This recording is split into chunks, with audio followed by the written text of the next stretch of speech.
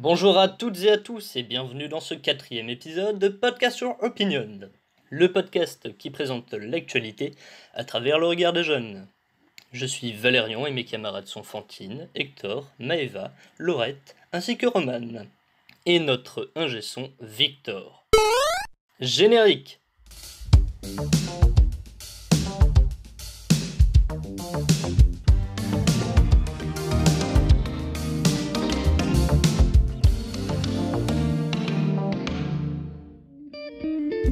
L'organisation de ce 4e épisode a légèrement changé.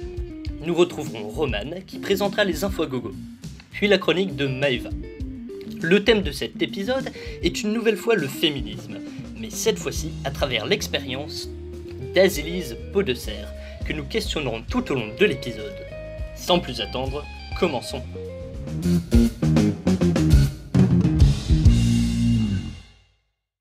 Pour ce 4e épisode, nous allons parler de féminisme avec Azélise Podesser. Bonjour. Bonjour.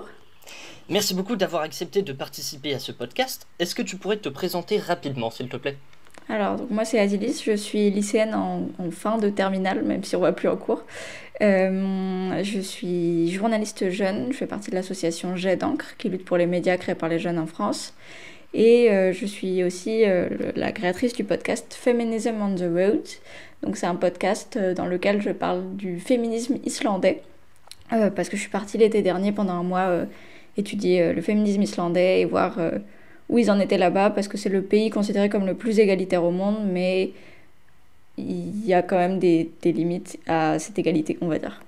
Je vous propose, chers auditeurs, d'écouter simplement le générique de son podcast, et on en parlera après.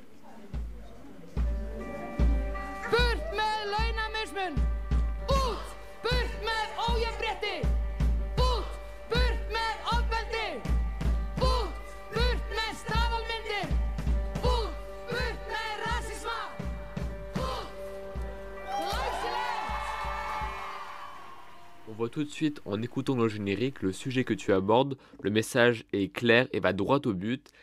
C'est ton objectif de faire réaliser ces injustices aux gens en les bousculant. C'est important pour toi de faire réagir les gens, justement ? Ouais, je cherche quand même une réaction assez souvent.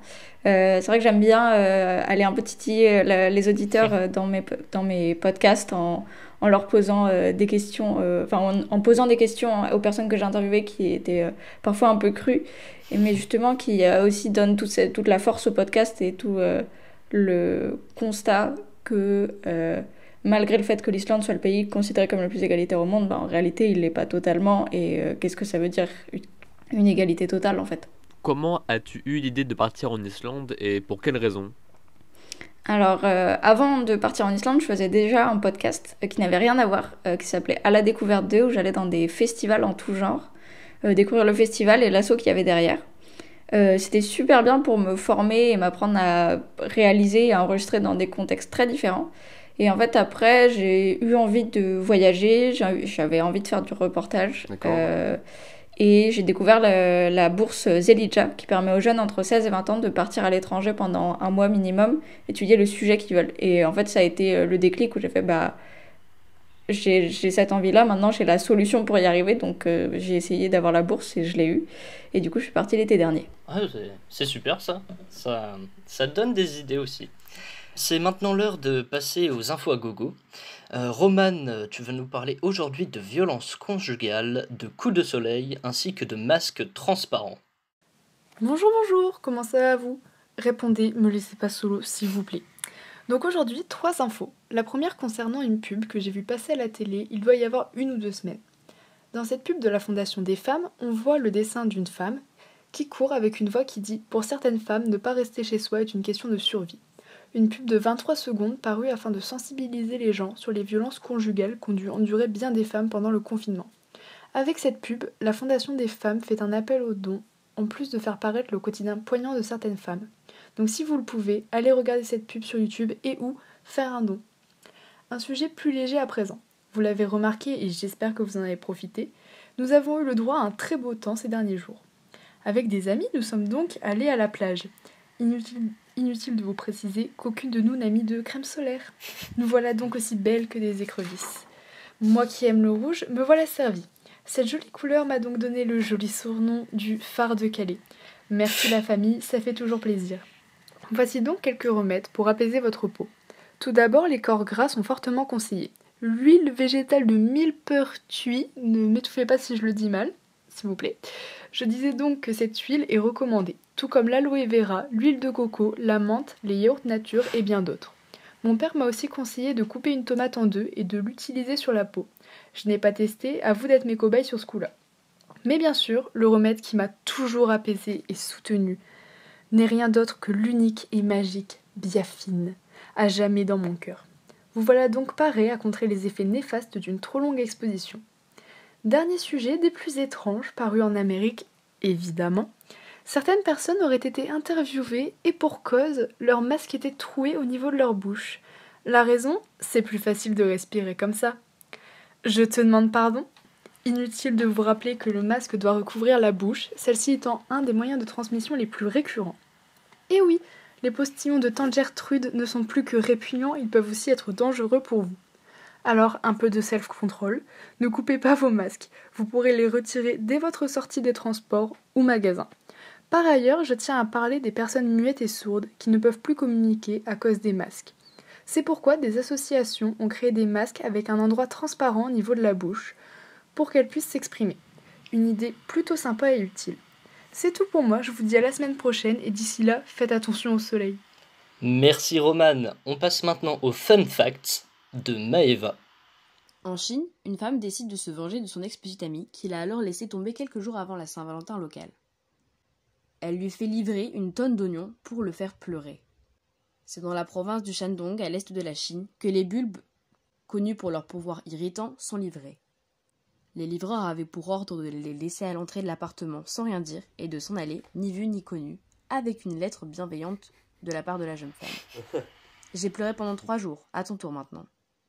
Après un an de relation, il avait décidé de rompre et n'avait pas sorti une larme, ce qui visiblement a beaucoup vexé la jeune femme. Cette vengeance plutôt excessive a laissé quelques séquelles dans le voisinage. Le quartier a en effet été envahi par une odeur pestilentielle d'oignons pourris. Un prêtre de 70 ans, originaire du Michigan et exerçant à Détroit, nous a montré qu'il est possible de perpétuer les traditions tout en respectant les mesures de distanciation sociale.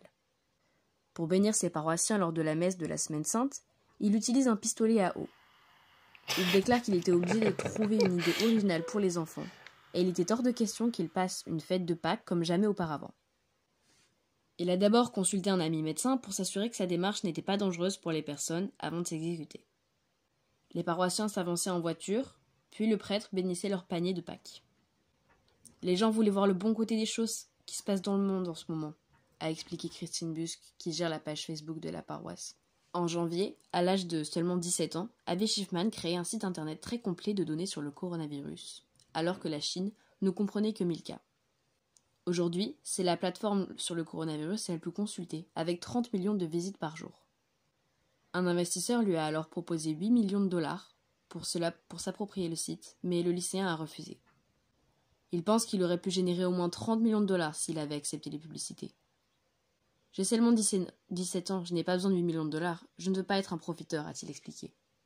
Il refuse toutes les offres qu'on lui a faites, car il ne veut pas que les publicités gâchent l'expérience des utilisateurs, et encore moins qu'un contrat l'oblige à poursuivre l'exploitation du site, qui prend déjà tout son temps libre, ou de le contraindre à y faire des modifications.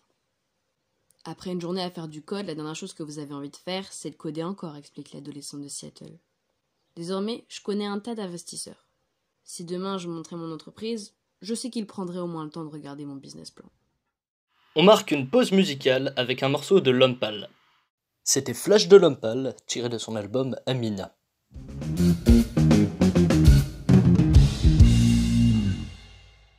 C'est encore frappant aujourd'hui de voir qu'une majorité de pays n'arrivent pas à être entièrement égalitaires ou ne le veulent tout simplement pas.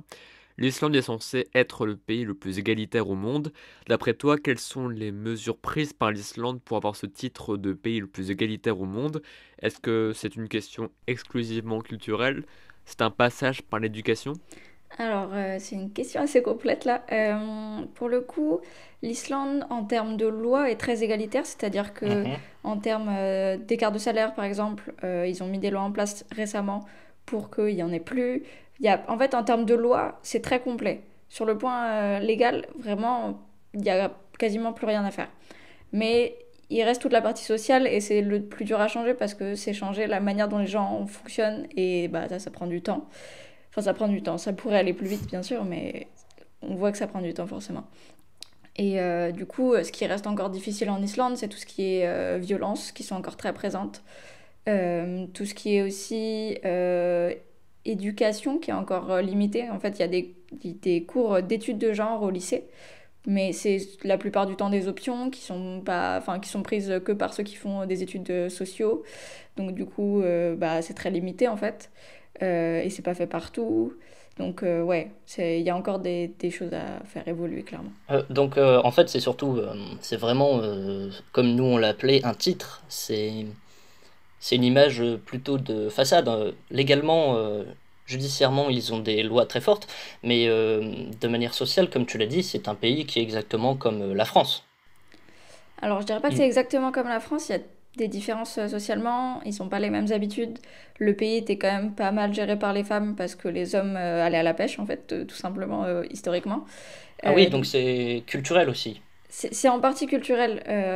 Après, ça reste une société patriarcale comme on a en France et il y a clairement des points communs. D'accord, merci beaucoup. On écoute tout de suite Hit the Road Jack de Ray Charles. C'était une musique de Ray Charles. On continue avec une autre question pour Azilise. D'après toi, que faudrait-il faire pour changer les choses dans notre pays ? Par exemple, on parlera ici de la France. Quelles seraient les solutions pour faire réaliser aux gens qu'il faut stopper ces inégalités, ces violences ? Alors, il y a plein de choses qu'on pourrait faire. Mais ça dépend de quoi on parle. Si on parle d'égalité en termes légal, enfin en termes légal, un peu comme c'était en Islande, on pourrait mettre des lois plus strictes pour que les entreprises mettent en place des quotas pour que ce soit paritaire. Que ce soit paritaire aussi sur les postes de décision, parce que c'est souvent là où on a un problème.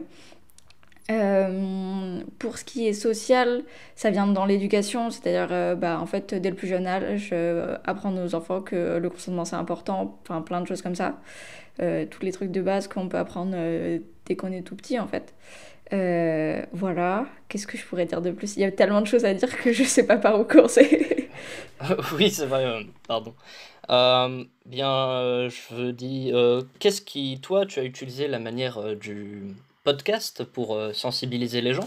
Tu es allé chercher ailleurs pour leur montrer qu'on peut faire mieux, que en France ce n'est pas parfait. Quelle serait pour toi la meilleure solution ? C'est peut-être que les jeunes comme nous se manifestent face des podcasts, à l'école, des réunions, je ne sais pas. Je pense que l'engagement des jeunes, ça a un impact, clairement.